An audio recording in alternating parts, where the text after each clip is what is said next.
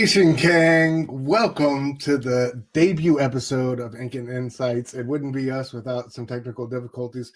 Sorry about that, just getting the handle on StreamYard, but welcome to our inaugural episode. I'm so happy to be here talking shop with my boy. This is going to be our weekly highlight reel of the comics we enjoyed and the things we loved about them from the previous week of new releases. We're going to be covering the spectrum of the industry from Marvel to DC to Indies, hitting on some comics and books you may have read and some that you may not have heard of. So, as always, thank you guys for joining us. It's such a joy to be back on YouTube and join with my boy. I got to introduce my one and only co-host, the CBC Award nominated 9-panel grid, my boy E. How are you doing this evening, brother? I am doing fantastic, Stu, man. Thank you so much. And yeah, I'm super stoked, man. I've been looking forward to this since the second that we started talking about it, but definitely the last 24 hours have been like just getting more and more hyped. Yeah, man, absolutely. I thank you for all the hard work you put in behind the scenes trying to get us ready for showtime. But yeah, man, it's going to be a great ride. I can't wait to, just talk books with you week after week and what we loved about these issues and these stories that we love. We're going to be live every Wednesday, 9:30 p.m. Eastern. There it is, bro. Here we are. Wow. A year later. Had to bring it in from issue number 1, episode number 1, our first intro.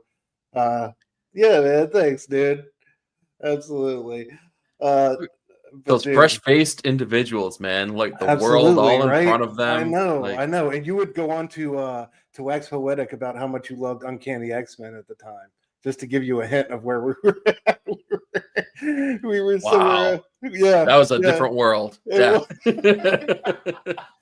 Yeah, we covered Absolute Batman on that show. Strangely enough, a book that we've covered several times throughout. So, just last week, I thought that was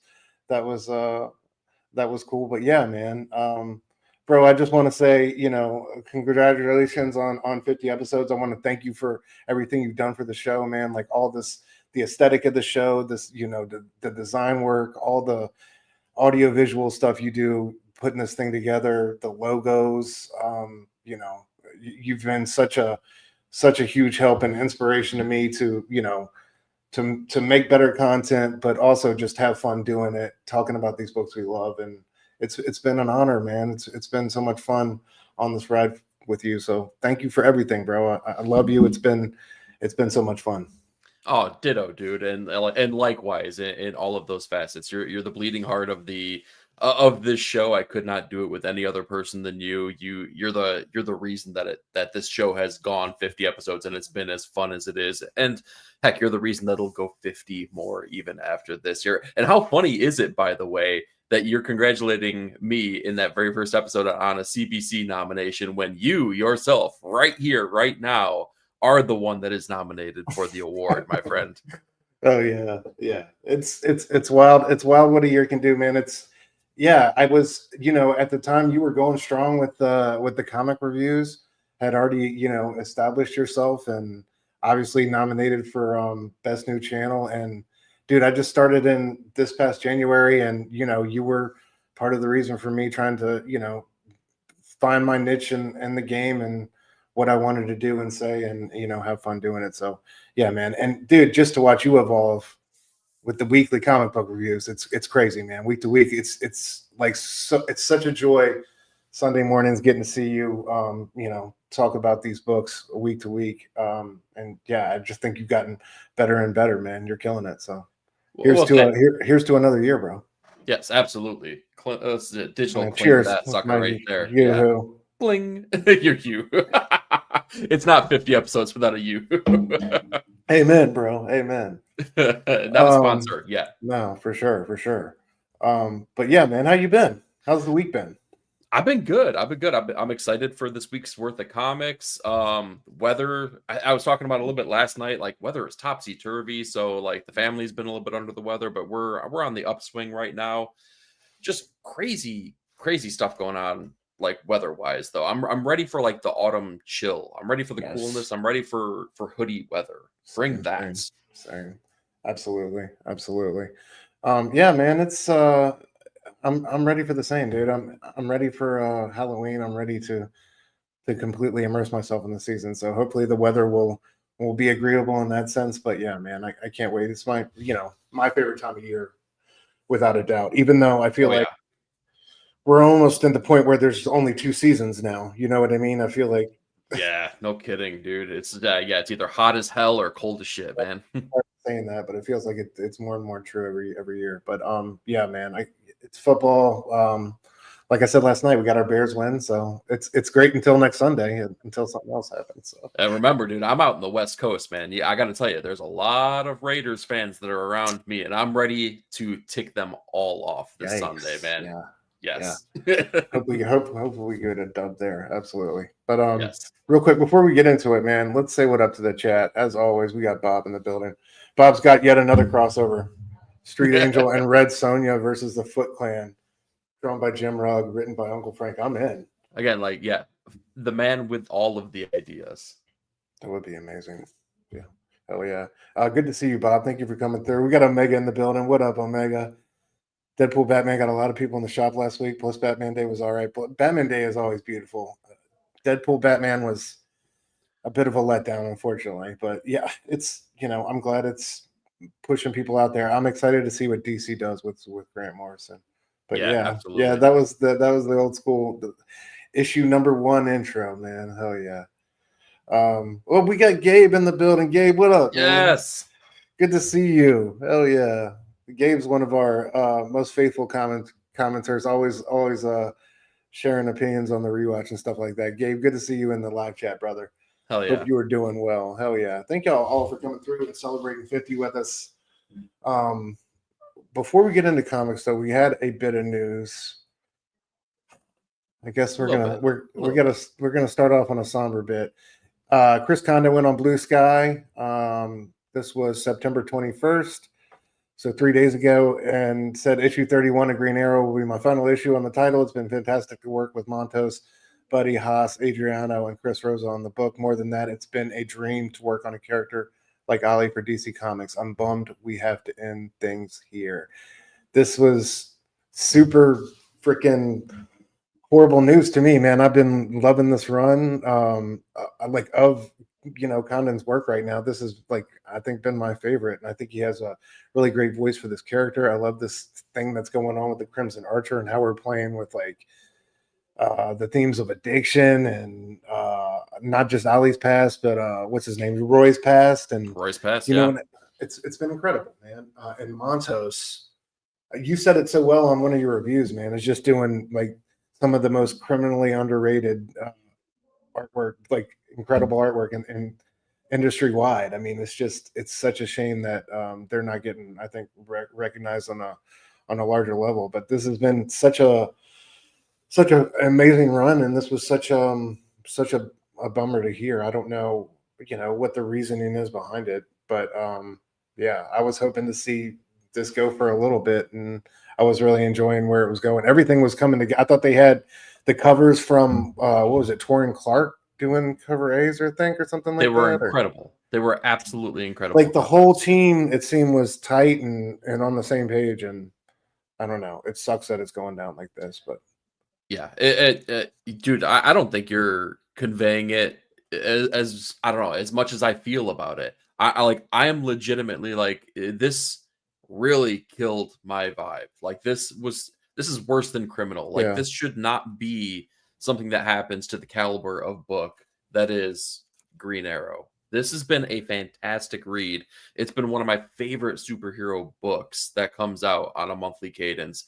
And Chris Condon, he did take to so he made the announcement on the Blue Sky or the socials wherever. He did a more thorough breakdown of what really transpired on his Patreon that he shares with Jacob Phillips.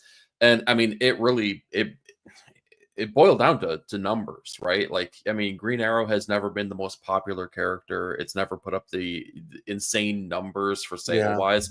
And that's what it really boiled down to. Like, if had they given the book more time, it would have taken opportunities away for other people to tell different kinds of stories. And it just couldn't really be justified, right? And Gabriel points out another thing that's happening too, like Kelly Thompson on Birds of Prey, which I just recently started on.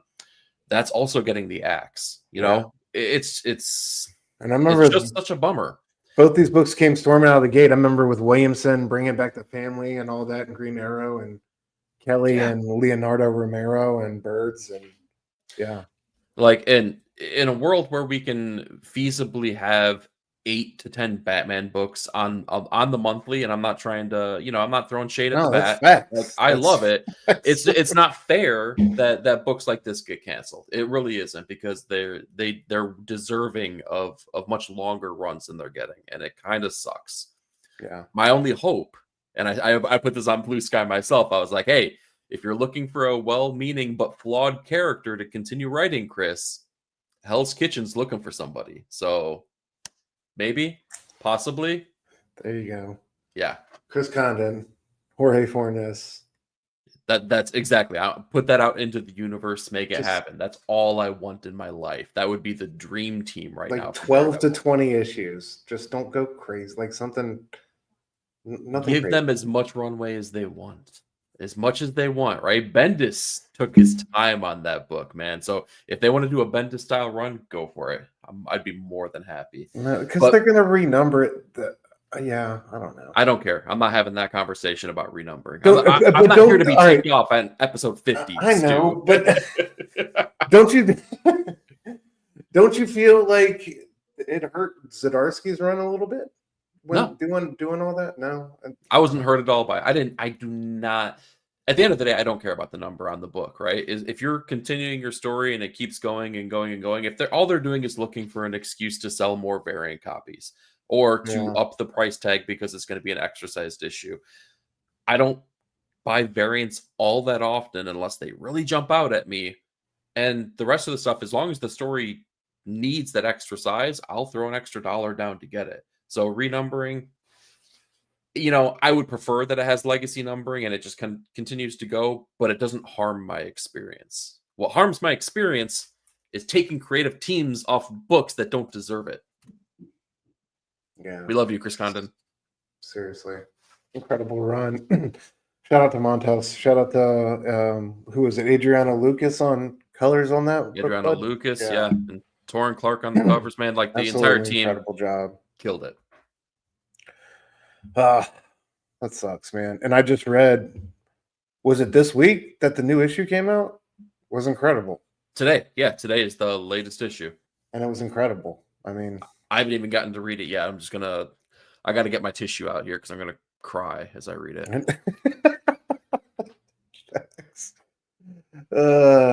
Omega says renumbering is legit. Yeah, it's an epidemic for sure. Derek in the building. What up, man? What up? Good to see you, bro. Thank you for coming through. Pete, what up, bro? Yes. Hell yeah. Glad you could come through, man. Hope you're doing well. Yeah, y'all check Pete out, man, at Most Dope Comics. Always incredible taste, incredible hauls, incredible content, man. I always look forward to seeing what he picks up at the shops too, man. The way he puts out his reels on I love his musical selection. You know what I mean? Yeah. Kindred spirit. Derek says, "Yeah, man. Legacy Oh, don't give us ideas. Don't do it. We might bring it back. Oh yeah, Pete's the best. Yeah, man. But this sucks.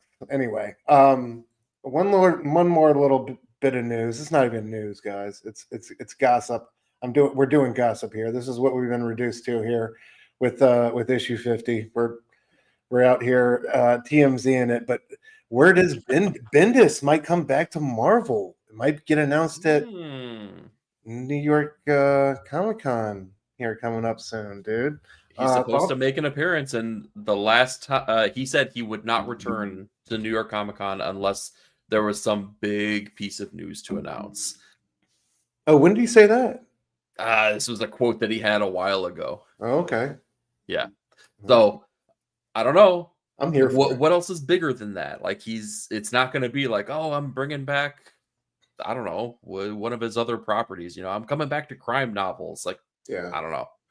One of my favorite writers of all time. I hope I wanted to see him go out and have a strong last chapter where, if it's going to be here at Marvel.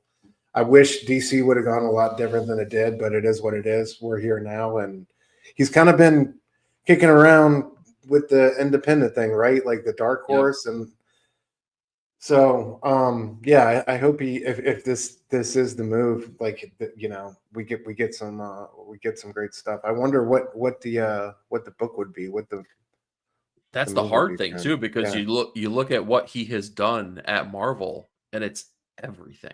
There's no stone that was left unturned. So to come back, it's got to be something. Yet you assume he has a love for the character, and he has a story to tell. I don't think it's the obvious choice, which would be Daredevil, right? Like come back and finish on the thing that you did, because he wrote kind of what his last Daredevil story would be. Plus, he had that epic run.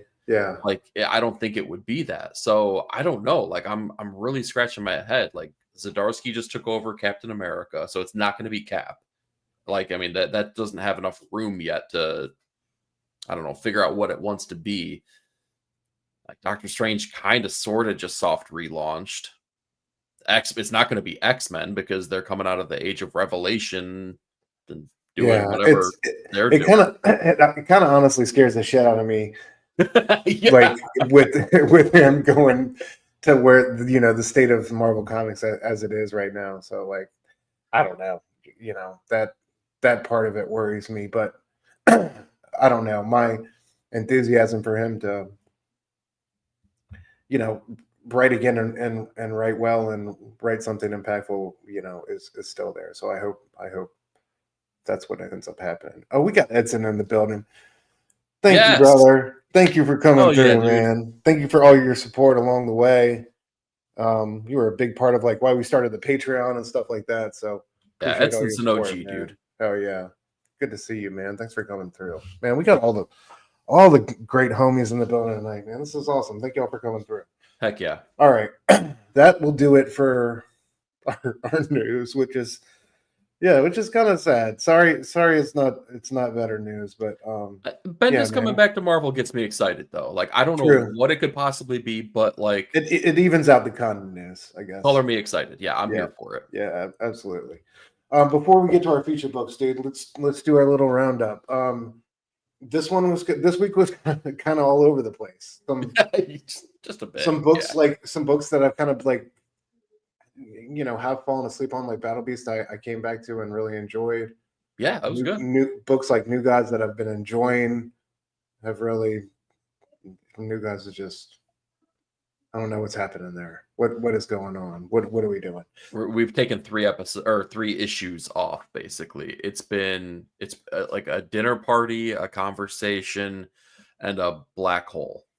And like I don't know. Yeah, the story's like meandering, and the artwork has just been jarring. Like the change from Cagle and like the whole aesthetic we established and everything moving forward. We these crazy sweeping grand pages and these different artists doing these crazy cosmic ancient fable type setups, and getting into the story now and like where it's at. Just I feel like they're trying to go for like a Nick Darrington type thing, who's the artist who did the covers on that Mr. Miracle run that Tom King did. Like I feel like they kind of want to establish that type of aesthetic, but I don't know. It's not working with me with that.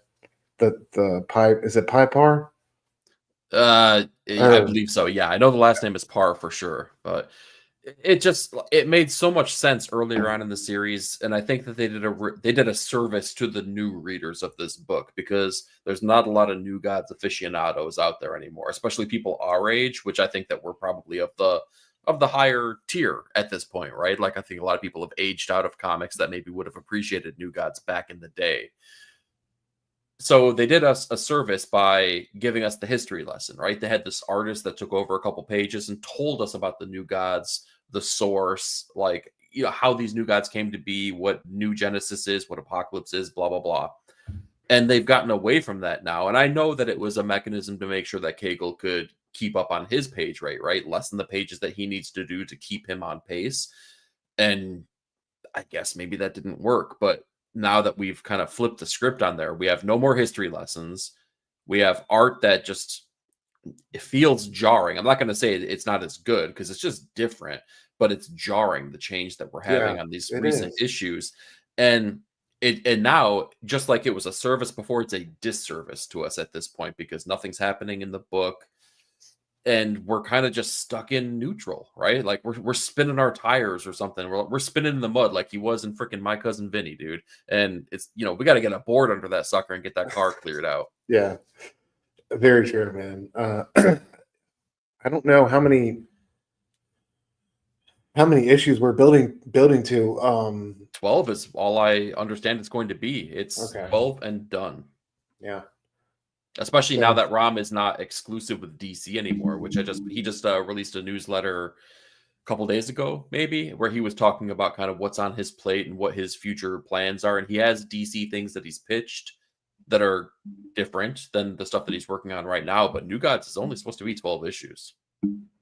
okay. Yeah. So hopefully we get you up there. Battle Beast was great. We get kind of the background on what is it, Prince Salika? Yeah, exactly. That was a really fun issue. It was fantastic. It surprised me every single go around, man, like how much I'm enjoying that because it shouldn't be as fun as it is. And Kirkman is really keeping it light, keeping it, action packed, but like it's a really, really fun book. Right. We saw like the destruction of his planet, his hedonistic pleasures, and how he kind of stuck his head in the sand, and until it was too late. Was that sand he was sticking his head in? Exactly, right.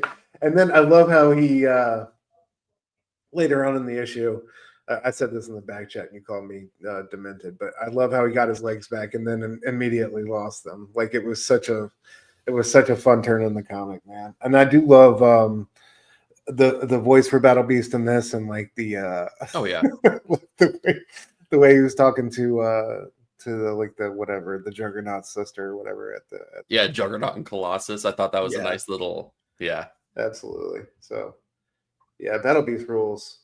It's been awesome so far. Really, really surprising. Like I did not see that one coming. I didn't think I would enjoy it as much as I did, and I'd like to see other offshoots from the Invincible universe. Like, definitely think there's a market and an audience for them, especially with the show is so damn good. You watch the show, bro? I've seen season 1, and that's all I've gotten to. God. So, like, absolutely I got incredible catch up to do. Highly recommend the show to anybody. Yeah, on the publishing side of things, dude, we got a big one with Absolute Batman Work in Progress. Kind of oversized. It was just gorgeous. Saw, Dragotta in black and white. Process pages, all sorts of things, all sorts of goodies. Like, for you to salivate and drool over. But these are the kind of things we love as comic book fans, and I'm glad that DC is doing them, kind of following in, like we said, what giant generators footsteps. I kind of feel like they were the ones that kind of like really kicked off this this whole initiative, and people are like, oh, there's money to be had here. You know why? Because we can't afford Felix pages anymore. So I'll take the next best thing. Absolutely. But gorgeous, man. Keep these coming, DC. Heck yeah. Oh yeah. All of y'all. So Omega says, yeah, the vibe switch is crazy. Simon Parr. Thank you. Yeah. It's wild. I'm excited for them to bring it back home and see where it goes, though. It's still been a solid series. Not as I thought we were really going to some crazy places, though. It has gotten super quiet. Like for as loud as it was in the first 3 or 4 issues with dude. Like I feel like once we hit like we could have kidnapped the kid in one. We could have kidnapped the kid in like issue 5 and just called it a day and then gone from there. But yeah, like I feel like Highfather when Highfather like tries to like take out the name is escaping me, but the people that have basically taken over Apocalypse. Yeah. And they immediately grow back, and he kind of just goes, "Oh crap," and goes to Earth.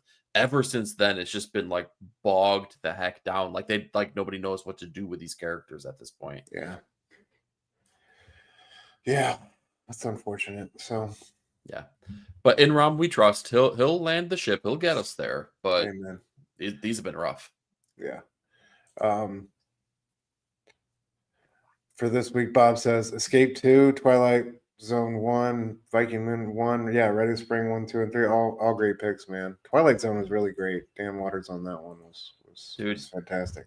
Man, y'all are just spoiling me. Like I gotta get to these books. I've gotten one. No, I'm sorry. I got 3 issues read so far, and like I'm staring these lists down, going, "Oh my god, there's so much good stuff to get to." It felt like a Twilight Zone episode in all the best ways. That's exactly what I wanted out. It wasn't like trying to be some cool new horror thing. It just felt like I was straight up inside an old school episode. Like that's exactly what I want. Yeah. That is so what I want to hear. I've been trying to keep my expectations in check because I feel like there's been a lot of horror anthologies that have been mostly okay. Right? Like not bad, but they haven't blown me away or anything. Like that it's honestly mostly been a letdown. There've been like some shining moments, but like this is the one where I've been like, okay, I want this to work in such a big bad way. So I'm excited to see how this plays out. So I'm glad that you're explaining it that way. Yeah, it's definitely got, I think, homages to past episodes, or at least one that I can think of. Okay, all right. Gabe says, "Great, yeah, Darrington art style. Hell yeah, Par's art is not bad, but it is so different." Exactly. Yeah, man. Exactly. It's just, it's just that they don't. I think you need somebody more kinetic to keep up with Cagle. You know what I mean? Well, the only saving grace that these issues have is that nothing is happening. So the art change doesn't necessitate it being as dynamic. So I guess if you're gonna make that switch, these are the issues to do it in. Yeah. Still sucks though. True. Bob says he loves process books, and Battle Beasts is a book of the year. Nice. Ooh, okay. Yeah, Eric, watch the rest of Invisible ASAP. Really I feel like, dang, man, putting me on blast like this. It's just cruel and unusual, and you know what? It's unacceptable. That's all I have to say about that. Yeah. Ooh. Oh man, I cannot wait for that issue. Scioli. Sorry, Tom. Scioli and Stoko. Hell yeah. Somewhere out there, Tom is just like, Stu, not again. God damn it. This idiot. Tom's the best, man. Tom's always super chill at Heroes. Just very, very laid back guy. Very, very cool and easy and approachable. So shout out to Tom. Hell yeah. Stoko. I can't wait to see him and Stoko doing fucking story together on Twilight Zone though. That's pretty sick. Stoko is one of my faves. Hell yeah. Omega says he wants to get some of the AEC anthologies. Conan has done a few stories in there. Yeah, some of those are bangers. Some of them are, and that's what I'm saying. Like there's some shining moments in them, but man, there's some of them where I'm like, all right, it's fine. It feels like it didn't like live up to the gravitas that is EC, you know. And if I went back and read EC, I'd probably feel the same way too, like the old actual legitimate ones. So it's like I'm probably putting too much weight on it, but hey, it is what it is. Sometimes I love just having a good to average horror book just to sit with though for a while. You know what I mean? Especially during spooky season.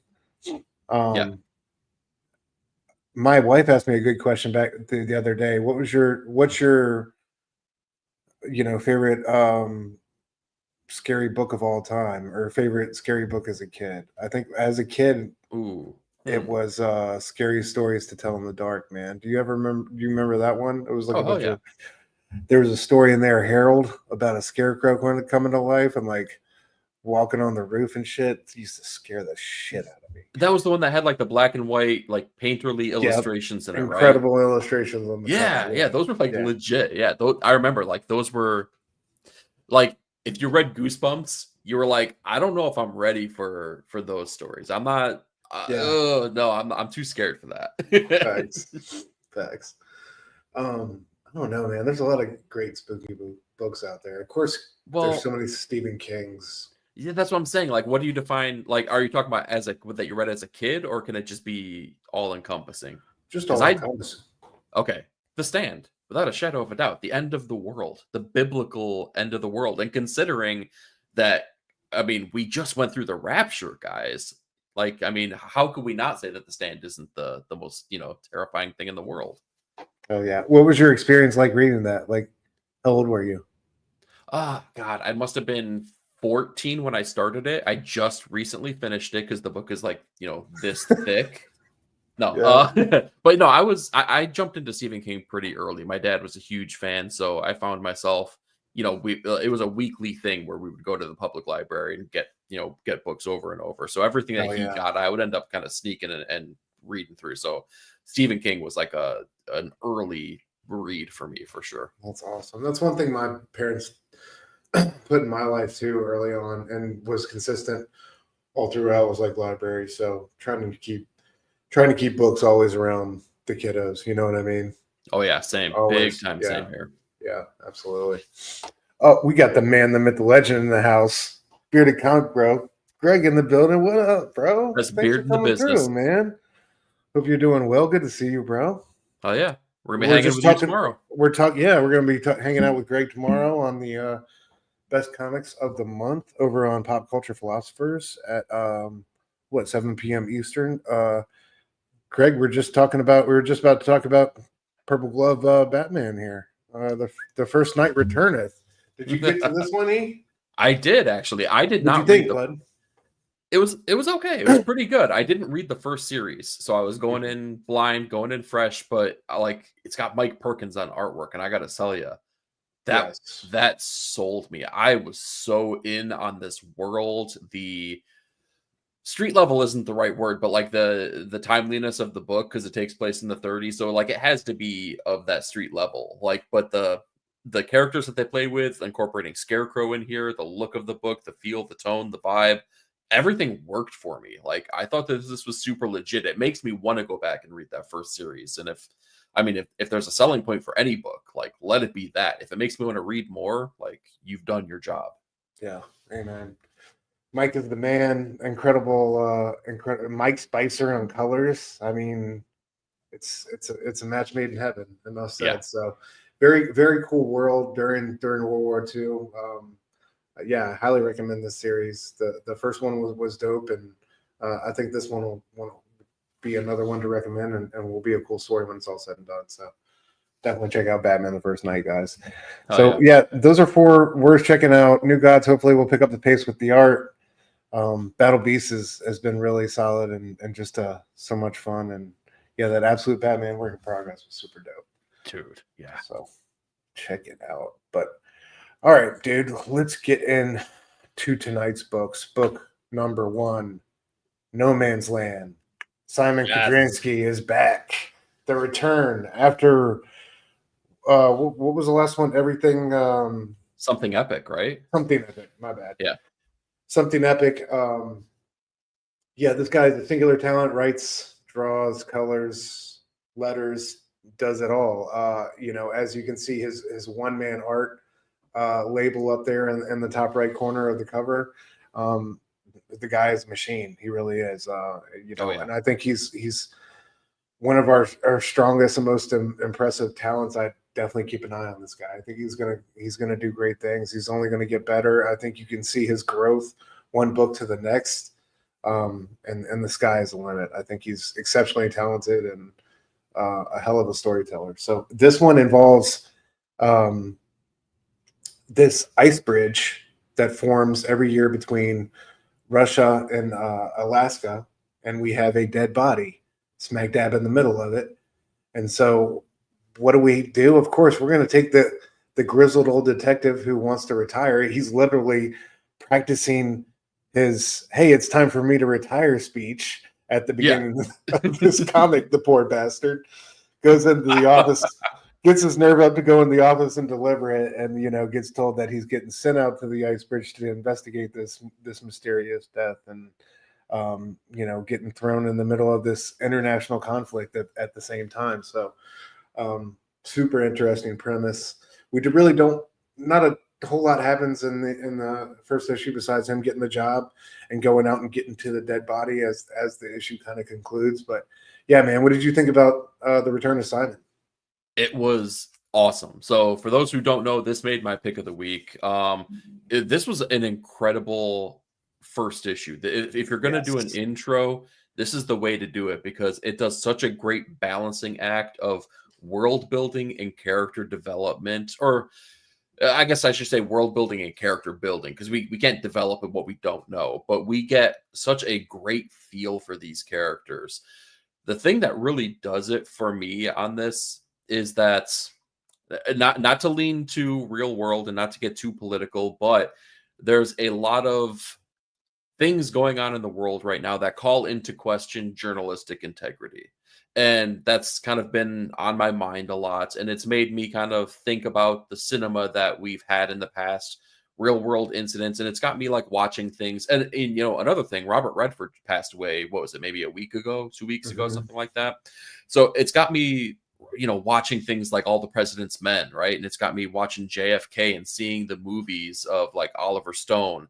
And it really just made me appreciate this so much because not only does it speak to some of those aspects, it kind of has those vibes and tones, not necessarily the journalistic part, but the FBI and the jurisdiction on this ice bridge that kind of doesn't have a continent, you know, right? It's kind of between the two. Yeah.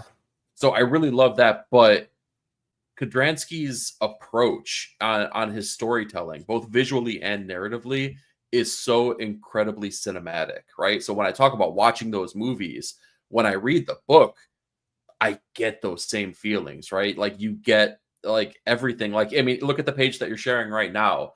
While it's not a movie that I was talking about, when you see the plane and the lines, man, it just makes me think of Indiana Jones. Every time that dude went on an adventure, and you see the plane hitting all those dots and stuff like that. Really, really, really sound storytelling from Simon, man. Like, some of the best I've seen arguably all year. Like we've seen a lot of cool stuff, but for it to come from an indie creator on an indie book outside of something that's already well established with characters blew me away, man. Like, but yeah, more importantly, what did you think of this book, man? Because I loved it. It was dope. I like where this one is. It's a nice little pivot for him, you know, like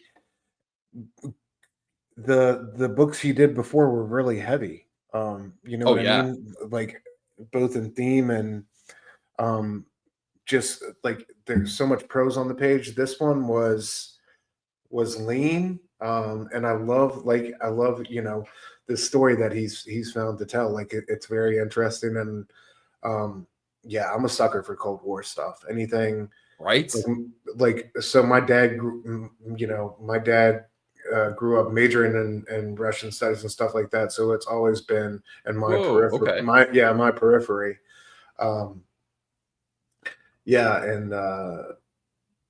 actually got recruited by the NSA to go undercover as a teacher of Marx and Lenin. Don't give away too much now, man. We don't want to incriminate. No, he took it.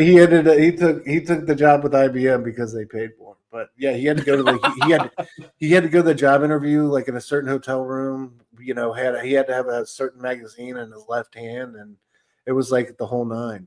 They had pictures of him coming out of the communist bookstore in New York City and all that stuff. My dad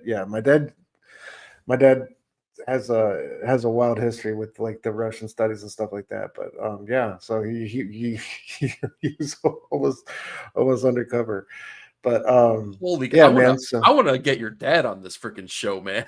we're gonna take a break from comics. He was like, dude, I remember in our living room growing up, like the library on the right side of the living room was just nothing but read books because it was all about Russian history and, you know, the secret police and Lenin and, you know, et cetera, et cetera. So yeah, wow. It's always been you know, strong in my periphery. So I'm here for it. And this seems like a super interesting premise. And I love that you know, Kudrański is doing something different here. And it feels like he's always pushing himself. But yeah. I love what you said about his cinematic storytelling, dude. That's absolutely true. These helicopters give me like Apocalypse Now vibes. You know what I mean? So Oh heck yeah. yeah. But he's a one of one, man. He really is he's such a amazing talent. I can't wait to see what he does here and he continues to do. I think this is going to be a 4-issue mini, but Oh man, I hope it's more than that, but I think that it's sounds right. yeah. But regardless, this guy's I think is going to be making comic books for a long time. So Yeah. Well, yeah. you know, the other cool thing I like about this book is that we don't really know what kind of book it is yet. Because you had mentioned like the Cold War aspect of it, the United States and Russia, there's, generally speaking, it's kind of like, especially again, people of our age group, that's been ingrained in us, right? We have had so much pop culture, media, real life events that have kind of like just pitted us against Russia, like over and over and over. And so we don't know what kind of book this is going to be because it could play into that and it could get really like heavy into that ideal. But we still have the murder mystery. We still don't even know, Yes. is this going to get horrific? Is it going to get supernatural? Is it going to get really political? Is it maybe going to be all of those things? And it's dude, like I knew he was like gonna investigate this thing, but I didn't know that they would just drop his ass off in the helicopter. He just walks out there on the ice bridge, like straight up to this dead body. I was like, damn. I was like, Yeah. all right, I guess we're getting to it. But yeah, I can't wait to meet like his counterpart on the Russian side of things because that's gonna be like I can't wait. And the indigenous people too, right? Yes. Yeah. That's going to get really interesting. Yeah. Yeah. I can't wait to see what like the supporting cast is. But real quick, let's get to the chat, man. We got a couple people come in. We got Sergio in the building. What up, brother? Good What to see up? you, man. Thanks for coming through, man. Hope you're doing well. Been enjoying your Instagram post, dude. Had a hell of a summer, man. We got James Phelps in the building. What Yes, up, sir. James? Good to see you, bro. Thanks for coming through, man. Oh yeah, good to see y'all, fellas. Yeah, Serge says the art looks great. It does, dude. It really is, man. Simon wrote and did the art for this. He's an incredible talent, dude. Definitely check out Kudrański. So Check out all the variant covers too, by the way. Oh man, I got one of them on my killers. covers of the week. But yeah, this guy does at least 3 to 4 variants like per issue. Like he not only does the cover A's, he does 3 to 4 variants, and he does themes for movies. Mm-hmm. So I have one of them featured on my covers of the week this week. But yeah, he does different movie themes. Like it's nuts. Like the work ethic on this guy. It's truly amazing. So yeah, support creators like this for sure. Absolutely. We got the man, the myth, the legend. Oh, brother voice of Joe an angel himself. Hey, it does matter. It does matter that you're here. Thank you for coming through. You're beautiful. We love you. It's good to see you, bro, Joe. I miss you, man. So many great people in here. Thank you all for coming out. Heck all right, E. Moving along to DC. Batman and Robin Year 1, number 11. I love this book so much. I love it so much. It's so good. It shouldn't be as good as it is. And each and every issue really takes you for a ride, man. Dude, just look at that color work just from the jump here. Like this is how we start off the issue with going down Bruce Wayne in the old man costume, going down into the secret city entrance for the Batcave because Wayne Manor's been overrun by all the GCPD and the corrupt people working for Two-Face and Clayface, etc., and all that. So they had to seal off the cave from the other side, and he's meeting up with Alfred. But this intro, man, like I just love that orange backlit city. Like, oh my god! I mean, we're talking Matheus Lopes, right? We're talking 9-panel grid, 2024 award-winning colorist of the year, Matheus Lopes. Is that who we're talking about? You called it, bro. 2024. Well, that was last year. Can he repeat? Well, we're gonna find out. I mean, we'll see. It's I don't know. It's incredible though. This opening sequence was everything. I love the Batmobile, the old school look here. Oh heck yeah! This is the backup, right? Because the first one got destroyed by the helicopter with the missile and all that. Yeah, that's how they faked their death because it went off the bridge, blew up, and they moseyed on away. So coming back from the dead,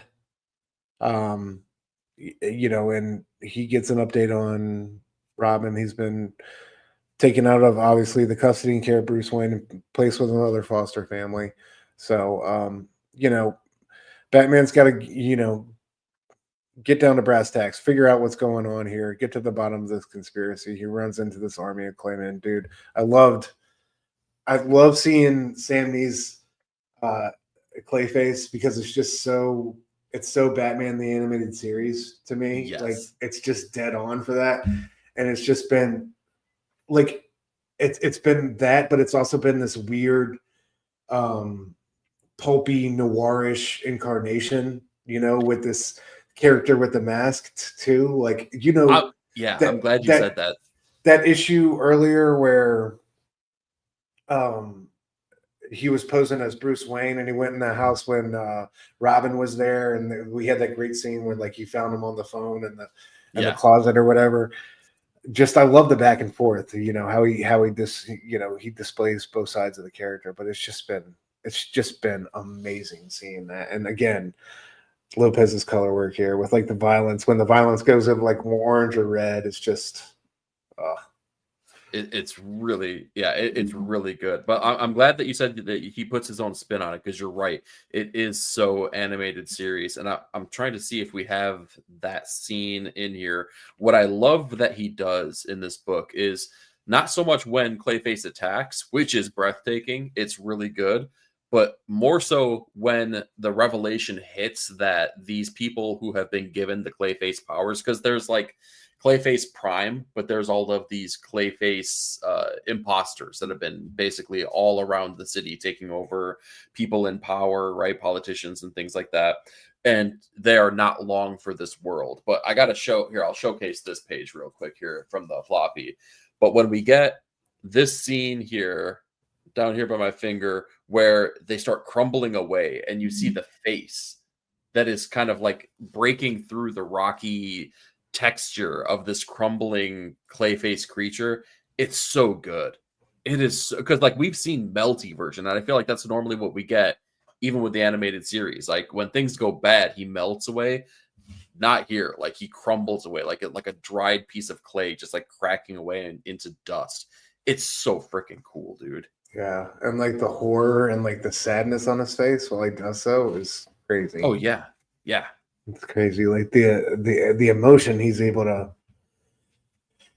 wring out of some of these characters with his line work is just exquisite. But yeah. So Batman really can't. You know, there's not much he can do. This formula has kind of been overloaded in these guys, and it's he's unstable. With them, you know. Yeah. He's like the more you react or you know engage with it, the more you're screwed. So you know, basically, if you decide to use those powers at all, it's a wrap. So there's not much he can do for them. But then, like in the middle of the issue, we kind of get this break in the action where he goes and he spies. I love this part. He goes and he spies on Dick with his new family. Dick looks like he's, you know, charming the folks. They're laughing. He looks happy and, you know, kind of aw shucks thing going on. And at that point, Batman resolves to go solo. You know, Alfred's trying to plead with him. He's like, you know, you're trying to, you know, project what your expectations and, you know, what you needed at that point. Yeah, exactly. Your own needs and wants onto the kid. And that's not fair to him. But at the same time, what you guys have built is there's something there. And like, you know, I think you were a father figure to him in a lot of the right ways. And that needs to be explored more type of deal. But, you know, he doesn't want to hear that he wants to go solo. And I know like Robin closing the door there, looking sad, and then like looking out the window, but not seeing Batman there in the trees. It was incredible. Yeah, just like the Who said, it's a put on, man. This ain't really what Dick's feeling, man. And you could tell though through that conversation and what follows with Bruce's actions is that this had an incredible impact on him. But like it hurt to see Grayson doing what he's doing and being, you know, filled with joy, being happy with his new foster parents, but like it was all a front. It was all just fake, you know. Yeah, like he needs that relationship just as much as Bruce does. For sure. And Just a brief little 2-page interlude, but again, they do so much with so little when it comes to the relationship between Bruce and Dick in this series, and they have consistently. Yep. Anyway, Batman, heads back out, tries to bust Grimaldi and Clayface, but does not go well. He meets Clayface Prime, yeah, and gets mollywopped, dude. He gets, Clayface, gets big on him, and he also gets shot by Two-Face. So he gets double teamed, and he's down for the count. Then he gets thrown out the window, and luckily, Boy Wonder is there to save the day. Are you kidding me? You went at the at the end of it. Alone? Such an amazing ending based on his decision beforehand. But yeah, dude, this series continues to sing with one issue left, man. One of my favorites of the year. An incredible addition to the Bat canon. I mean, what can you say? It's going to be a perennial book, man. It's going to be one that I know it really that is. Yeah, I know that both you and I will revisit this. Like, this is ripe for a reread already. And I mean, come on, like I think it's money in the bank that we'll be doing a video on this entire series one day down the line for sure. Yeah, please give us the hardcover with all the bells and whistles on this one. December, I believe, is when it drops. Can't wait. Oh yeah. Serge said he's heard nothing but good things about this book. Waid is a legend. Absolutely, Dude. bro. There's so many people that I hear, like I think the last person I heard say this, but there's been a lot of them, was John's Comics with Friends, and he was saying, I hear good things and I'm holding out for the complete edition. And I hear that. I get it. Man, I gotta say, like, I don't know. Knowing what I know about how much I've enjoyed this, I don't know if I could prolong the magic that long. I think I need this in the floppies for sure. Yeah, it's worth it to have it in both. And I love every one of these covers have been gorgeous and brilliant. Like, you know what I mean? Like, oh yeah, the choices he's made composition wise, I think have been amazing. So yeah, you can't go wrong either way. Actually, could we talk about that cover for a second too? Because we know the nature of this book and what's been happening, and kind of like how Two-Face and Clayface have kind of come into power. The cover has a whole heck of a lot of Robins, and it makes me wonder how, because that doesn't come into play like in this issue. That the cover is a bit deceiving, and it makes me think that maybe this last issue, maybe we'll see Clayface do a little bit of dastardly things here with Dick Grayson here, or maybe Batman won't know who's who. So I'm excited to see how they wrap this all up. And dude, I just love how he's able to pull off like the emotion just in the eyes. All we get is the eyes there, but there's so much emotion there. You know what I mean? It's just, we've talked about that before too. Like, you've showcased things on the little things, right? Like the little smirk on his face, the micro expressions that Chris Samnee could. And we don't talk about that enough either, is that we say written by Mark Waid, drawn by Chris Samnee, but you can see right there on the credit page, it's co-plotted. Like, it's very intentional that Chris Samnee is one of the the people that are putting out the way this book not just looks but feels as well. Like, he's pushing that story forward. Yeah. Well, our boy is saved Batman, and they really gotta figure out how they're gonna take on these two with limited resources. Obviously, they don't have access to the Batcave. They're gonna have to figure it out. And yeah, Two-Face and Clayface have funneled enormous resources their way to their criminal empire. So yes, sir. Gonna be interesting to see what goes down. But yeah, man, incredible work from the entire team. Again, a creative team in harmony and in the best way. So this one deserves all the flowers. Pick it up in singles or get that hardcover. Collected, coming soon. Heck yeah. All right, our final book of the night, dude. I'm gonna let you take this one because you've been this book's faithful servant through and through. You've been or should I say you've been faithful to Mother Bass. Yeah. Oh yeah. The rest of us have been heretics, myself included. So I'm here seeking penance, but Yeah, man, dude, I want you to take it away and talk to us about this great send off from Bryan Hill and Stefano Caselli, Ultimate Black Panther #20.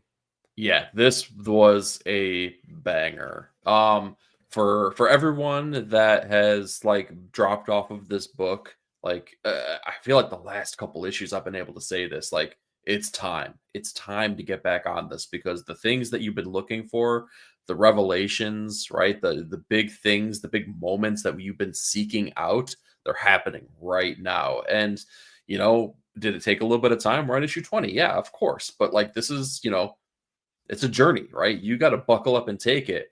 This was a very introspective issue, but again, it was revelatory because we now see. I feel like we kind of we thought we knew certain things, right? We thought we knew the nature of the dark vibranium and vibranium itself, and as we're being given that information, every aha moment is kind of led up to like a but wait, there's more, right? And I feel like this is kind of like the culmination of all of that. So T'Challa cannot use vibranium at this point because he knows that it's influential over him and the decisions that he makes, and it's kind of symbiotic. It's almost a sentient being that like really takes over his moods and like the things that he wants to do and starts influencing him in arguably evil ways. This issue, though, with him kind of like putting aside the vibranium and seeking out, I guess, more understanding of the Black Panther itself, he comes into contact with Bast herself. And he's able to kind of gather a better understanding of what it is to hold the mantle of the Black Panther and what it means for Wakanda and what it means for Africa and the world. And what he's starting to learn is that previous mantle holders and previous rulers of Wakanda, they were kind of like half linked in, right? Like they kind of didn't have that full connection that you could have. So they were, I don't know, they were kind of clued in, but they were also more influenced by the needs of themselves, their family, and maybe the world, as opposed to kind of the betterment of Africa and the society and everything that needs to happen. So like it was almost as if the nature of being a king and making all the good decisions that you could for your people was really what the vibranium and what Bast wanted for all of them. Whereas they kind of made decisions out of their own, whether it be greed, whether it be anger, spite, whatever the case may be.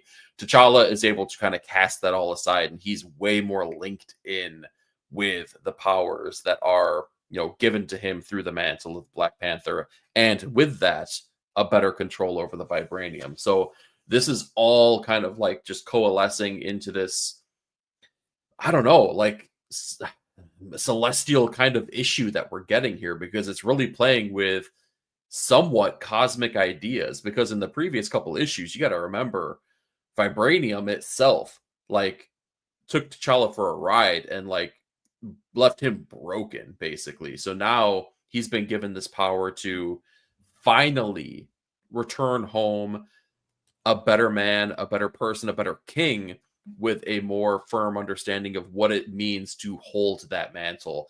Like this has been truly a hero's journey type of story, and I don't think that I knew that from the jump. I've had a lot of fun with the series, but now I'm finally starting to realize how much of a journey this has really been for T'Challa and the building of this character, which has taken me so by surprise, man. So that kind of builds up the majority of the issue without giving too much away at the very end here. But what's been your experience? Like, I know you lapsed, you came back.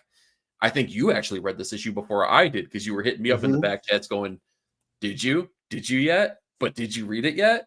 So, like, what were your thoughts, man? Oh, man, it was great. I thought it was spectacular to see Caselli kind of really swing for the fences in a big way. Like all these epic cosmic, like it was gorgeous, man. It was just gorgeously rendered. This spiritual awakening that he had. Yeah, and I love how he kind of comes out of it and he wakes up and he's able to, like, you see the vibranium pulsing through him. He doesn't need a suit or anything like that. Like he can just kind of call it at will now. It's super dope. So It has been slow at times. I think it'll read a lot better in a collected form, especially because I I think, think so too. with the pace of it, I think it'll just flow a whole lot better. So like I think if you can put it all together, I think it'll be a whole different reading experience than going issue to issue. But this has been like a quiet, great one. I wish they would have given my man this type of freedom and room to explore when it came to Blade. Like I Yeah, feel like no they kidding. really handicapped him on Blade. So it's like cool that he got a chance to shine here and really see this through. I thought this was really beautiful, especially with the kids there at the end. Like the way it ended, it was dope, man. So and Yeah, also like the issue before with Okoye and Killmonger, and we do not torture people, and I just love that whole back and forth, man. It's just great to see. Like these arcs have been amazing just from where we started. So yeah, the amount of character development that we've gotten throughout this series has really been been spectacular. yeah, it's been so good because like it's really kind of been like that development of the alliances, the friendships, and then the breaking down of those. But also, it feels everything, nothing feels forced, everything feels necessary. Like you kind of saw the inklings of all of these things needing to take place, right? Whether it was with Okoye and T'Challa and their marriage, Killmonger, and kind of like his, his journey that he's been on, where he's been kind of fighting for Africa, albeit in a much different means than him. And now he has power for the first time. And what does that mean? And we haven't seen Storm, we haven't seen Aurora in a couple issues now. So we know how things ended with T'Challa and her. So yeah, this is building. It's building to something really epic. And yeah, I do love the ending of this series, or I'm sorry, not series, but this issue, because it does show the power that he now does harness, because he comes across those children that are basically abandoned in the desert, and he basically tells the Panthers, like the real life Panthers, like, watch over them, you follow them, don't fear them. They're under, like, they're under my watch now. That was so freaking cool, man. Such a simple thing, but very cool to show the level of control that he has. Yeah. Level, you talk about level and control. They had a whole issue him hooking up with Storm, but that's all right. I mean, okay. I mean, he hadn't talked to the gods at that point, man. Like, Oh, okay. Yeah, he was talking to the gods that night. He was talking to the gods gods. that night. Before we get into our covers, man, a great pick though, bro. Like I want to say I appreciate you for this one. It's a great book. I'm glad you stayed on me to stay through it, because I thought it was a really rewarding read. And this was like, I love Caselli's look for this character, his design for it, and they've done a good job with the fill-in artists on this one. I feel like maybe I'm just a stubborn reader. I'm like, y'all guys, issue 34 for real. Like, I can't believe you're not reading. Nah, that's what we do. It like it's good to like come back and find out a book has something to offer you that that you slept on. You know what I mean? Every once in a great while, yeah. Happens all the time, dude. I just feel like all saying. the time you read a book and it doesn't hit you the right way for whatever reason. Then you go back and you read it and you're like, man, that was awesome. What was wrong with me the first time? You know what I mean? That's true. Or like a piece of music, same thing. Oh, I do that with music all the time, man. There's so many things I turn back around to where I'm like, I can't believe I wasn't like listening to this on repeat over and over. Yeah. It's gotta be like right place, right time. But that's true. Yeah. Serge said I only read the first few issues of Ultimate Black Panther, but didn't really enjoy it, to be honest. Yeah, like maybe give it a try in collective form and see what you think, man. I don't know. Yeah. It might not be though for you. I mean, I don't think it's for everybody. Yeah, I feel like it really starts picking up after Doctor Strange comes into play. Like, I feel like things slow down at that point, but then like really ramp up in a quick way. And I don't want to give away too much, but yeah, Stu, I think you're pitch perfect on that, man. Like, reading it in trade where you can kind of get through big chunks of it is going to be a way more enjoyable experience. But if you've already tried that with volume 1, might not. Yeah. Might not be the one. Absolutely. We got our boy Fable in the building station, brother. Good to see you. Thank you, man. Congrats on 50 episodes strong. So proud of you guys. 100 years. 100 years on YouTube. Absolutely. That's Absolutely. Bringing back the old bits. We got like a from the hospital bed with a oxygen tube down my throat. I'm going to be talking about comics with you, bud. It's the only way I would have It's it. in my contract somewhere. There you go. Oh, yeah. Fable, love you, bro. Good to see you, man. Thank you for coming through. Hope you're having a good week, brother. Yeah, y'all make sure you check out Fable this Friday, 9 p.m. Eastern. I'm going to try to come through after work. Our boy's doing, I think he's got an anniversary he's celebrating. So, yeah, make sure you come through and hang out with Fable and the gang, man. Talking all the pop culture news and notes, rants and recommendations, all that good stuff. Heck yeah. Serge says, congrats on 50 episodes. Thank you, Serge. Appreciate you, man. bro. Hell yeah. Oh, yeah. All right. So that is our comic books of the week, man. Let's do our covers, bro. What do you got for us? First off, is this that James Herron? Yes, exactly. Anytime I see James Herron, I get excited, man. Like if you don't know James Herron, check out Ultra Mega, check out Rumble, both from Image Comics. But when he gets to play in the wheelhouse of like people like Superman and Batman, that's a pretty special moment in time. So like when I saw this, I had to take pause, really appreciate it. James Herron is just like one of the he's arguably one of my favorite artists right now, and I wish that he had the capability of doing more work than he does right now. But I'll take every little bit that I can get. So yeah, had to shout out World's Finest. Hell yeah, good pick, dude. James is the man. Heck yeah, dude. Was that Peach? I don't shout her out all that much, but like I gotta give Peach Momoko a little bit of love. I wish I could emulate that voice in the same way that Hermanio does. But Peach Momoko, dude, like doing the Lord's work here with Elektra and Batgirl on the crossover that was fine. The crossover was fine. The covers were arguably better though, and I really dug Peaches here amongst the plethora of other ones like the D-Dubs version and all that kind of stuff. No, the crossover was not fine. It was a letdown. Do better. Okay. I mean, it was a letdown. It had like one solid story. But they had the one solid story, and they had logo. Stop being so nice, man.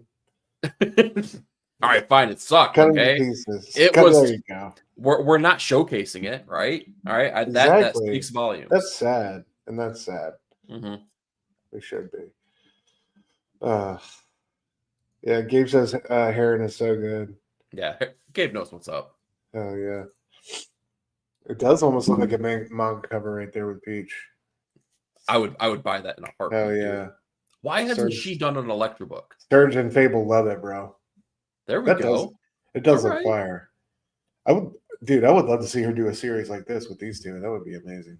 I feel like she must have had a story in the Elektra Black, White, and Blood issues, like the series that they had. She must have had one in there. But like, come on, like just do that. Like drop Ultimate X-Men, come on over, do an Elektra series, make me happy.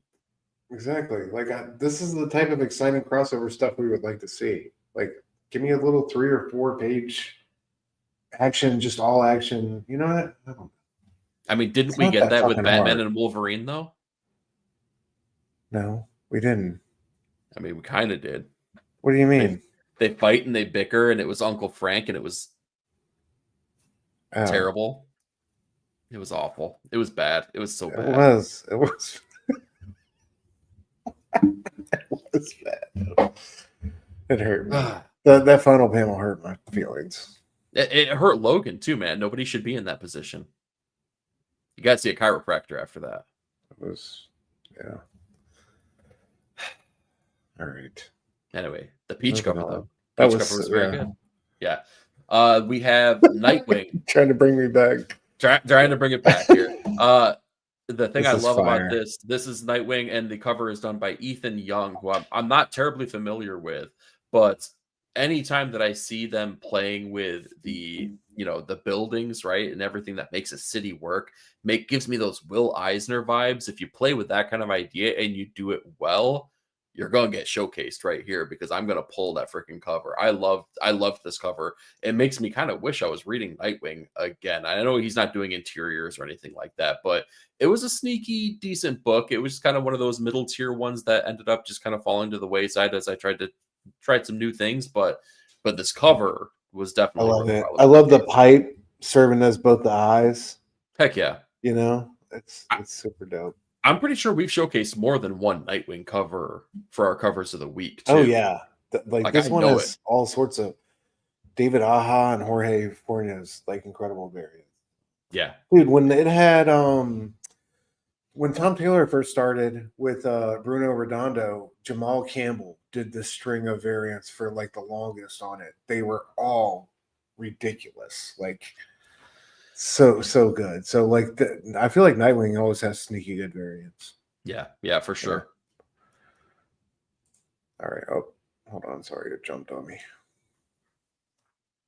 Oh shoot, I don't remember. This is cover A, and I can't remember who is on this cover. Hold on, let me find the colors. The colors are so beautiful. Oh, they look so good. That's so good, dude. And like the series is actually coming to an end after or I shouldn't say it's coming to an end. Stephanie Phillips' time on the book is coming to an end.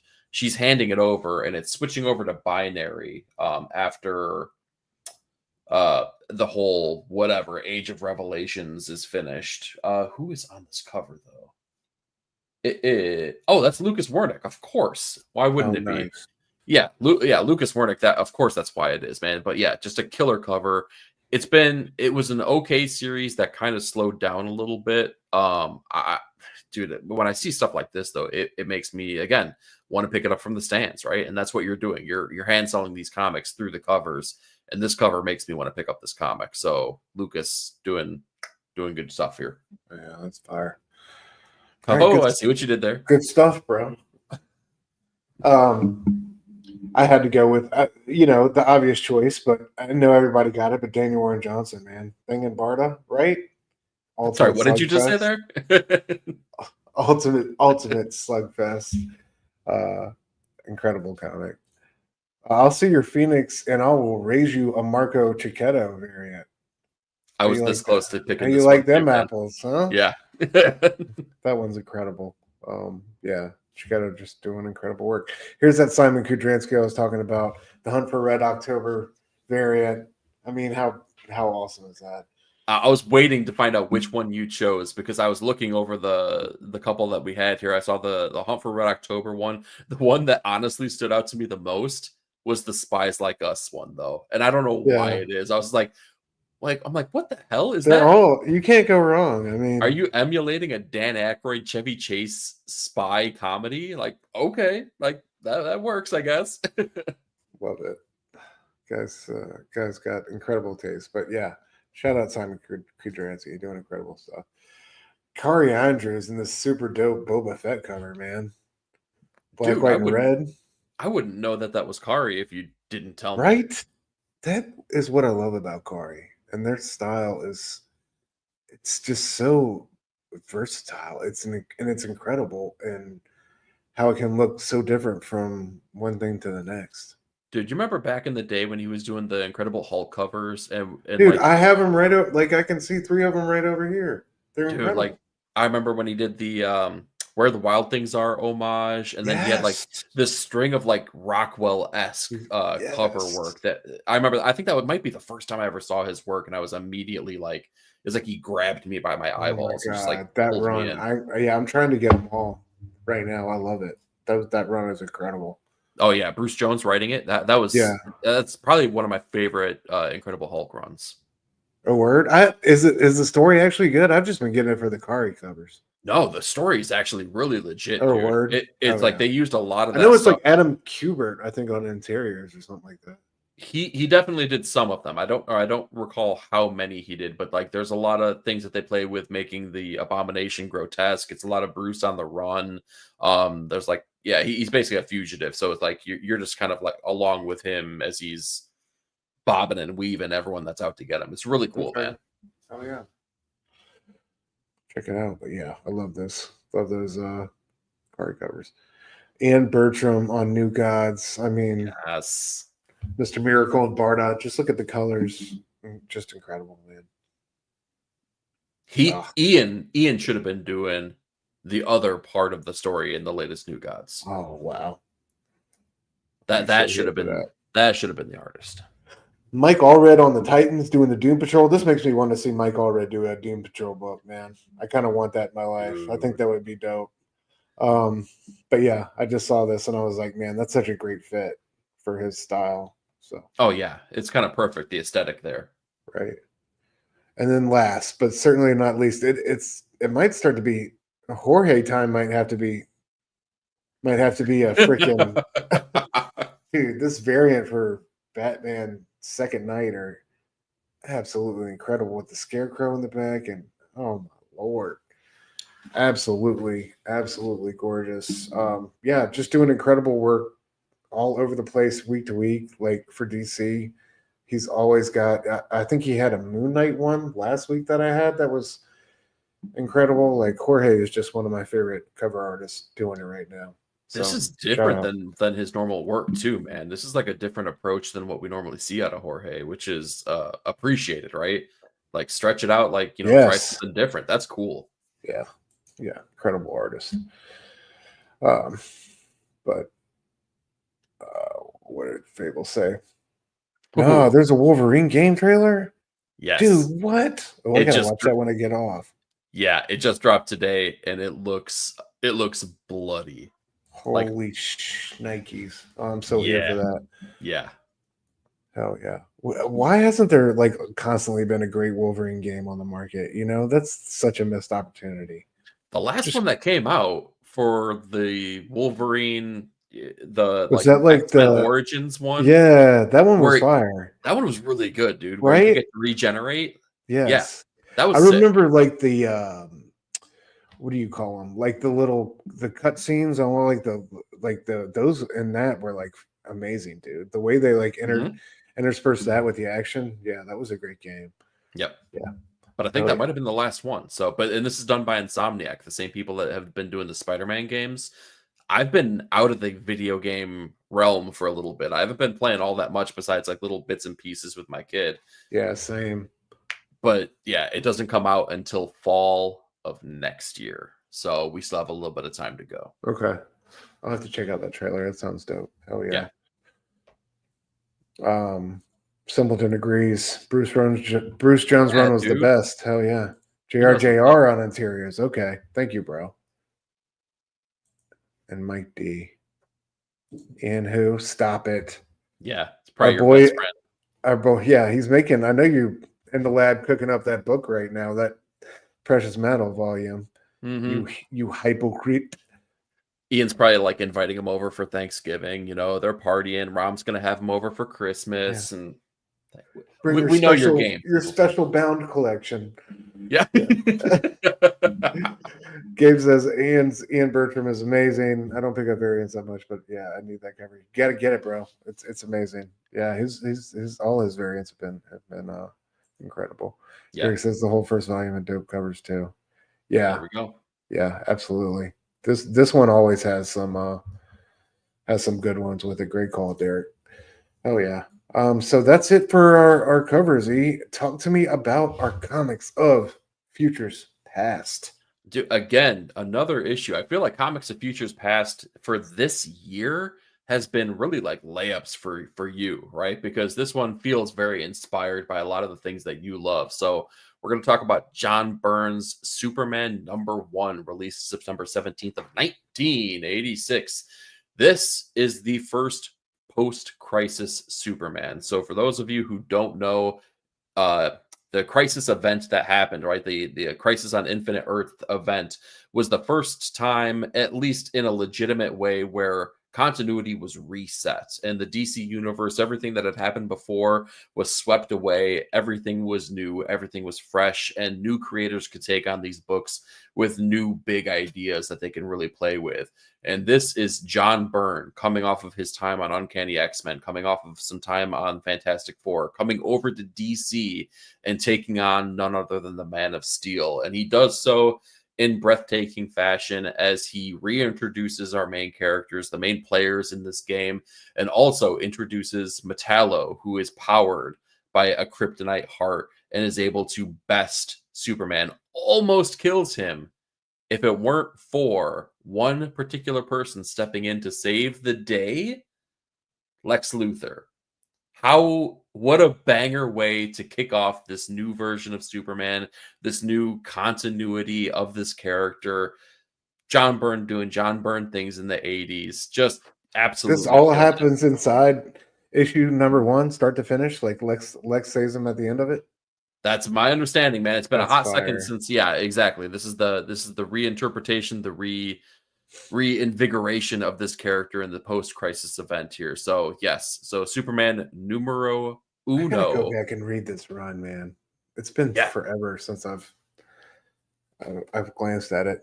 So yeah, that's awesome. Yeah, John Byrne doing John Byrne things here. Superman. We talked about renumbering. I'll give them. Actually, I don't know if this is renumbering because I guess we had Action Comics previously.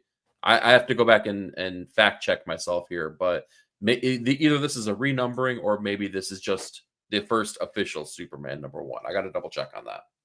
Oh yeah, good stuff, bud. Good stuff. Well, I think. Well, oh wait. Before we get out of here, hold on. Let me get her. Alien Earth concluded last night. Did. Yes, now I'm gonna be. You can catch me, guys. Guys, you can catch me tomorrow night with Verno and Link talking the season as a whole and their thoughts on it in depth.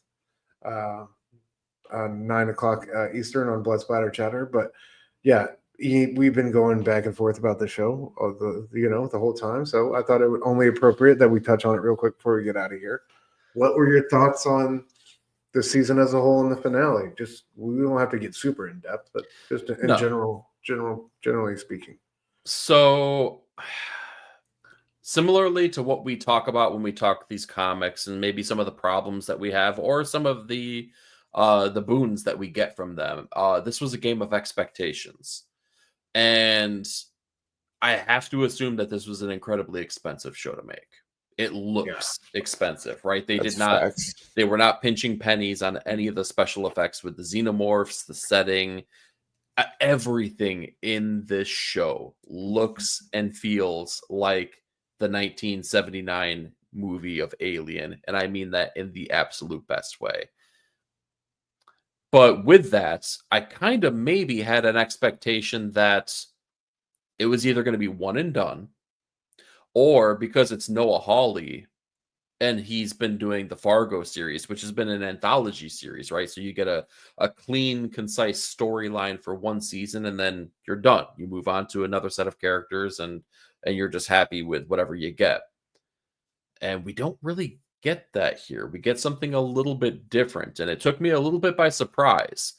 And I think that's if and when the time comes where we get more of this, I think that's going to color my opinion of the finale much more than my feelings of it right now, which is to say, I don't know. I have mixed emotions about it. I think that there's a lot of good, but it kind of left me feeling like, but that's it? That's what we got? Yeah. I don't know. But what about you? Without giving away too much, because I'm sure you're going to go diving in head first tomorrow night. Incredible show. Like you said, you could tell, production design was out of this world, but incredible writing, I thought. I love the characters, the world they created, how it honored the aesthetic of the movie and the whole vibe, and it felt like pulled straight from that and was also something new and on its own. Great performances through and through. Dude. Just from everybody in this cast, man, up and down. But yeah, man, the ending, I thought the ending was a little bit, I don't know. It seemed like we swerved kind of at the last minute when we saw season 2 was on the horizon and we did something else, but I don't know. I thought we were headed to another place entirely. So it's cool that, obviously there's more story to tell, but yeah, but I think regardless, I think my memories of the show are going to be, nothing but good ones, and I can't wait to see. Oh, yeah. I can't wait to see what happens with my eye creature, man. I was really hoping for that conversation. Like, Oh, you sick, twisted individual! You. I wanted the. Yeah, I wanted the conversation, man, one way or the other. He got the conversation, Stu. What are the numbers in pi? No, you know what I mean. You know what I mean. I'm just saying. Don't act like you didn't want the conversation. It ends in a deuce. That's all. That's all I needed. I love that scene too when they he got him in the room and the doors closed and that thing. Smart thinking by the kid too to lock himself in the. Yeah, absolutely. Yeah. Anyway, we're getting carried away, but yeah, a little lukewarm, I'll say, on the finale, but overall, the strength of the show, man, it was incredible. Such a I think the one show like this year that I've been so anxious, when is the new episode dropping? It's been the water cooler kind of conversation Absolutely. TV show. Yeah. And while I feel like a lot of the things that I'm, kind of left kind of feeling, a little bit mixed about is storytelling. But one thing I will not feel mixed about is the performances in the show. Every single person on the show, I feel like, fits the bill for their character. And shout out to the actors who play Shmi and Slightly. Holy crap, they are so good. They are. Oh, yeah. If you haven't watched it, I won't give away too many things, but the thing that they're portraying, they do so well, so pitch perfect. It's amazing. So if you haven't started it or if you haven't finished it, whatever the case is, do yourself a favor, watch Alien Earth. Absolutely. Yeah. So I just wanted to touch on that before we get out of here. Let me get to the chat real quick before we dip out. Gabe said, I really like those Burn Superman issues. Art is great and stories are super solid. Yeah, classic stuff, man. I got to get back to it.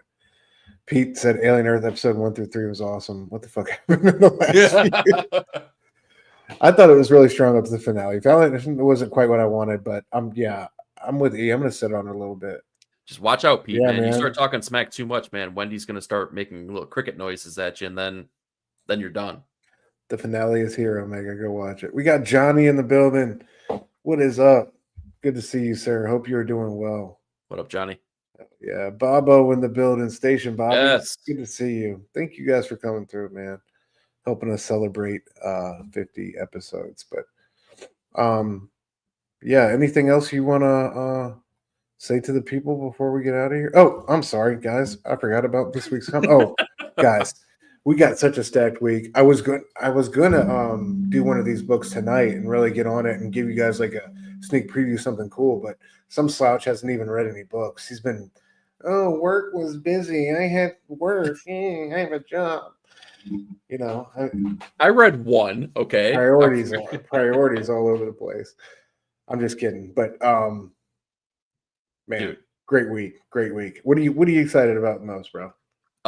Dude, I mean, all of them. Can I just be honest? There's not a single book that I'm not excited for. I will say that we got an early look at Skinbreaker, so I was able to read that a couple weeks back.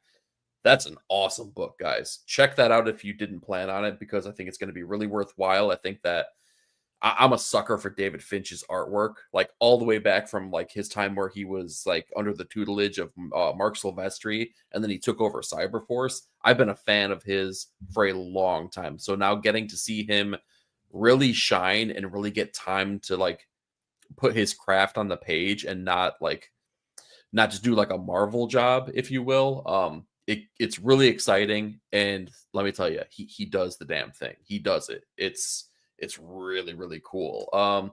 Green Arrow, we already talked about it. Pick up Green Arrow, man. Let's send Chris off on a high note. Let's show DC that they did him dirty. Go out there, buy Green Arrow, buy the variants, buy a copy for your nephew. Just buy all the copies. Let's empty the stands for Green Arrow. Great book. Yeah, it sucks that it's going away. We got Rogue in the building. What up, Rogue? What up? Good to see you, man. Thank you for coming through. Yeah, Beneath the Trees, number 3, is a whopper of an issue, I just want to say. find out about Sam and her relationship with her parents, and it is fucking nuts. I promise I will get through these It tonight. is, yeah, it's a gift. I highly encourage everyone to read that. Patrick Horvath is killing it, man. This series has really been so impressive. I thought this was going to be like a kind of a forced, like, hey, we need more success, and we're gonna wring this thing dry. But the story he's telling in this one has been incredible. So, Escape number 2. I can't wait to see more of that gorgeous Daniel Acuna art. Yes, sir. Yeah, love that story. Skinbreaker number 1 took David Finch 134 years to draw and produce. So make sure you support that book for real, man. I think it was something like 8 years. I mean, complete labor of love, man. So he's got some Kyle Reese stuff going on. He's going back in time to give the book to his younger self to draw or something like that, so he can start it way back when he was like 7.5. It's almost like, at what point? I think this is a conversation for another day, because it could be a long one. But like, at what point is too much for dedicating to one piece of art or one book, or you know what I mean? Like, what's the tipping point? What's the opportunity cost there? I don't know. Perfection is the enemy of good enough, man, and that's amen. Yeah, we've heard artists talk about it. They pour themselves onto a page, and it's something that we dedicate 8 seconds of our eyes to sometimes. Yeah. So it's a hard balancing act. That's it. Marty was talking about that at one point in time, like how people, people just run through the books, or run through certain pages, or still so many not on here though. Ultimate Spider-Man number 21, Absolute Wonder Woman number 12. Incredible ending there, guys. That one is nuts. Spider-Man and Wolverine number 5. We got Kari Andrews back on that one. Thank God. Invisible Man number 2 from Donnie. I can't wait to see her artwork on issue 2 on that one.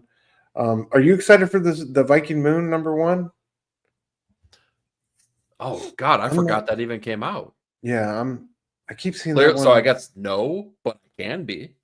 I keep seeing that one pop up, and I know Omega. I think Omega has recommended Sleep. I read the first 2 or 3 issues of that. I kind of dug that. I need to catch up on that, because issue Xander Cannon, right? Yeah, Xander Cannon. Yeah. Issue number 5 drops today, and then issue number 5 of the Pale Knight drops too. Mad Cave. Yeah, I need to get on that one. Nah, you don't. Oh, Wild Animals number 3 too, bro. Wild Animals. We get to see Superman number 30 comes out too. We get to see if Booster Gold gets saved from the Absolute Universe. There's a lot of cool things coming out to finish September off, and yeah, I'm excited here. You're going to hear all about at least some of these tomorrow night on Pop Culture Philosophers. Oh yeah, join us for the best comics of the month, man. But here we are, man. One year in. I just want to thank all you guys in the chat, you guys who have shown up, tonight, and who show up for us, who have shown up for us at any point in time in this stretch. You guys are what we do it for. I love talking to my brother, but I also love talking to you guys and having you guys be a part of this conversation, and consider all you guys friends and close homies. And I hope you feel the same. We got to be here for each other. I think these things are therapeutic and necessary in this world today. We need these outlets where we can just go and kind of unplug and be ourselves and be with people who accept us and love us for the things we accept, we accept and love and want in our lives. So, that's why we do it. And, not to get too sappy with it, but love y'all and appreciate y'all seriously from the bottom of my heart. Thank you guys for showing up through 50 episodes. So here's to 50 more. Anything you want to say to the people before we get out of here? Well, not after you said something like that. What am I supposed to do, man? Yeah, if you give your Jerry Springer end of an episode, freaking take care of yourself, you, bud, and each other. Yeah, spay and neuter your pets. See y'all next week.